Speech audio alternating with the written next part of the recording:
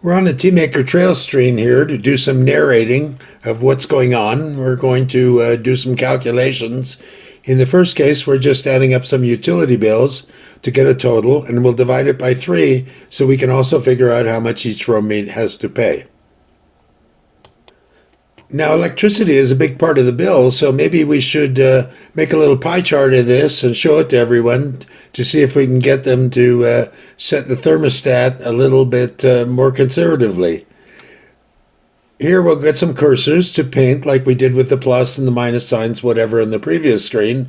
It's all very similar across the different functions TeamMaker provides. Now we'll take a look at our chart, and we will go back to the screen with trails.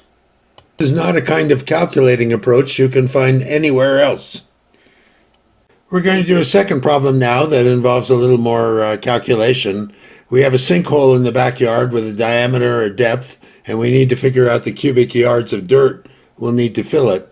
Starting with the diameter, we put it in from column B into the calculator, divided it by 2, raised it to the power of 2, multiplied it by pi, and that gives us the area for the sinkhole. Now for the next bit, we're eventually going to have to divide by the number of cubic feet in the cubic yard, and we'll go ahead and calculate it here as 3 to the power of 3, even though we could have figured that out in our head quite easily, and we'll put that in the memory, FTPY, which we can think of as foot per yard. Finally, we'll put the whole thing together with a third step in this particular trail, where we take the area, we multiply it by C, which is the depth, we divide it by the feet per yard, and we put the result in column D. There are quite a few ways you can do things in TeamMaker, and you want to pick something that's nice and easy. I think it's best not to overload a single step with lots of stuff. And you can see you can always bring up a box that shows you all the steps in a trail, and you can read through it, look for typos, that sort of thing. It's really an interesting way to do stuff, and I think it's much less mistake prone than what you find in a traditional spreadsheet. Next, we're going to do a mortgage calculation from various loan parameters. Since we're going to use it on multiple rows, we go ahead and advance to the next trail. You can see we're now working on trail 2.